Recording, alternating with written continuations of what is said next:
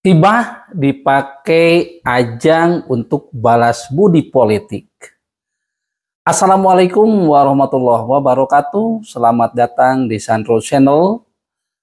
Baik, mudah-mudahan Anda semua pada hari ini sehat walafiat dan diberikan juga rezeki yang halal dan melimpah. Amin ya robbal alamin.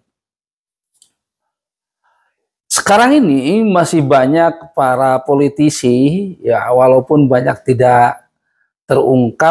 Kenapa sih para politisi sampai saat ini masih menginginkan dana hibah itu lebih besar? Ini sebenarnya ada beberapa faktor. Yang pertama, ketidakadaan alternatif biaya, baik itu untuk anggaran organisasi atau pendidikan, akhirnya bersandarlah pada hibah. Karena sudah biasa mendapatkan hibah, makanya ini menjadi sandaran utama, baik itu untuk membangun pendidikan atau untuk menghidupi organisasinya. Dan ini menjadi sebuah ketergantungan struktural. Karena sudah terbiasa sejak beberapa tahun ke belakang, dana hibah ini suka dialirkan semakin hari semakin besar. Contohnya yang di Jawa Barat itu kan semakin setiap tahunnya itu berubah dengan luar biasa gitu. Nah, sehingga baik itu organisasi, yayasan, lembaga apa yang ada di dalamnya itu yang kena tersaluri hibah itu menjadi sandaran utama kepada pemerintah. Jadi ini seolah-olah jadi sebuah kewajiban pemerintah untuk membiayai organisasi-organisasi tersebut. Nah, hibah ini biasanya orang kan tidak paham di mana sih ada hibah, bagaimana caranya untuk mendapatkan hibah. Tentunya ini dari orang-orang tertentu yang paham dengan kepemerintahan atau yang ada di dewan yang tahu anggaran ini. Sehingga tidak salah kalau beberapa bulan ke belakang ini Bapak Gubernur kita menyatakan heran kenapa sih ada di salah satu daerah yang banyak sekali mendapatkan hibah dan mengajukan hibah. Padahal hibah itu melalui SIPD. Jadi sistem inputnya itu secara elektronik. Tapi ada di daerah yang benar-benar banyak mendapatkan hal itu. Tentunya ini kalau saya analisa, ada yang paham dan ada yang menggiringnya supaya mendapatkan hibah tersebut. Nah, di sini juga hibah yang seperti ini kebanyakannya dijadikan balas jasa politik. Ini yang berat ini. Biasanya ini dilakukan oleh penyelenggara pemerintahan dan atau oleh anggota dewan. Kenapa seperti ini? Karena anggota dewan tahu gitu ya, tahu jalurnya, sehingga anggota dewan itu mengarahkan kepada apakah itu yayasan, apakah organisasi, apakah apa itu namanya, itu untuk mengisi sistem input untuk hibah tersebut.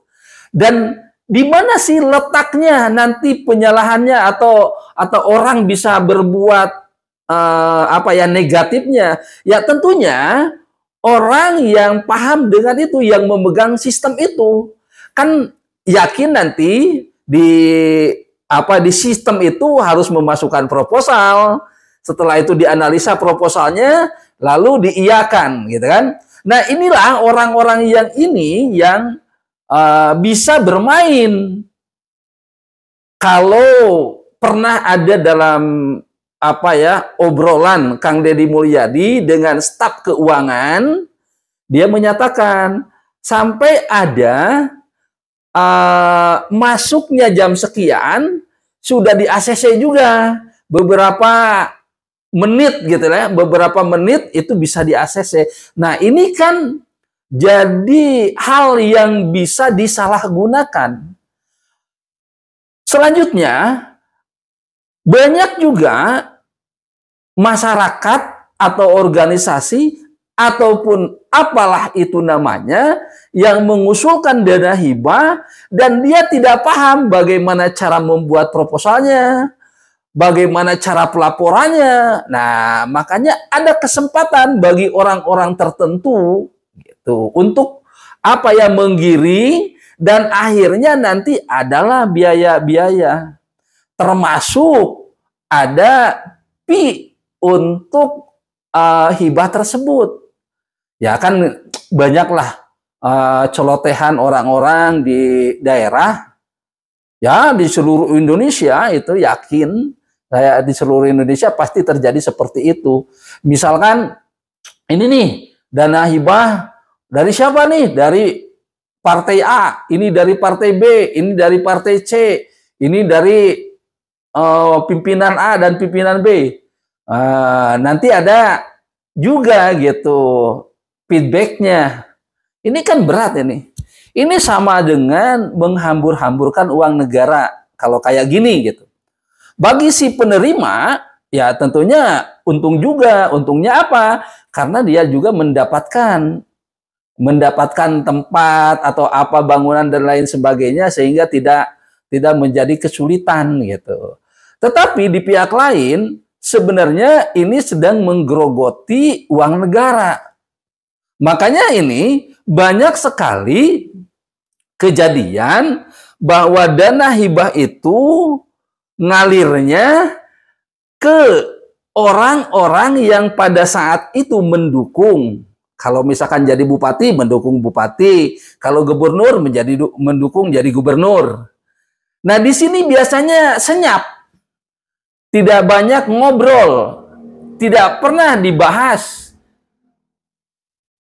Atau yang misalkan dia itu dari partai A jadi apa gitu kan. Nah, ini yang senyap-senyap inilah yang akhirnya jadi bermasalah.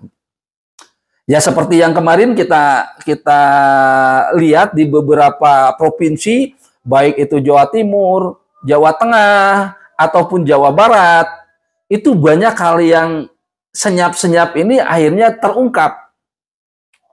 Termasuk juga di Jawa Barat ada yang berhubungan dengan olahraga disabilitas itu. Dan hibah ini sebagian besar juga ada yang dipakai sebagai alat politik bagi ya pimpinan-pimpinan yang merasa bahwa ini loh perlu gitu ya, sehingga dijadikanlah bantuan-bantuan yang nantinya bisa mendukung baik itu eksekutif maupun legislatif sama untuk mengikat masyarakat agar tetap mendukung dia. Nah, ini banyak kan kejadian-kejadian ini, hibah dari apa, dari mana, dan lain sebagainya. Kadang masyarakat itu melakukan penyalahgunaan terhadap uang hibah tersebut. Masyarakat harus tahu haknya, harus juga mengikuti apa ya, bagaimana mengawasinya, bagaimana menolak jati diri bagian dari permainan kotor. Itu masyarakat harus juga berlaku seperti ini. Karena terkadang ada juga orang atau masyarakat yang mengawasi tapi ujung-ujungnya juga minta bagian. Ini ada gitu, banyak juga yang seperti itu. Saya tidak sepakat kalau hibah ini dijadikan apa ya, sebagai budaya balas budi atau balas budi politik terhadap pendukungnya. Ini akan menghancurkan negara. Oleh sebab itu ya tentunya kita harus kontrol secara bersama-sama. Mudah-mudahan nanti ke depannya hibah ini benar-benar bermanfaat bagi rakyatnya dan bisa merata. Jangan sampai hibah dijadikan alat untuk memuaskan dirinya sendiri. Oleh sebab itu, kita harus dorong agar hibah ini diberikan berdasarkan kebutuhan yang diinginkan oleh dampak sosial, oleh pesantren, atau organisasi kemasyarakatan yang memang nanti akan digunakan untuk organisasinya dan ini benar-benar bermanfaat untuk masyarakat. Kita harus mendorong agar hibah ini justru diberikan atas kebutuhan masyarakat. Jangan sampai hibah itu diberikan kepada orang-orang yang dekat dengan pemerintahan atau dengan anggota dewan, sehingga nantinya akan memperkuat dirinya sendiri. Hibah itu bukan upah diam atau bukan juga upah loyalitas.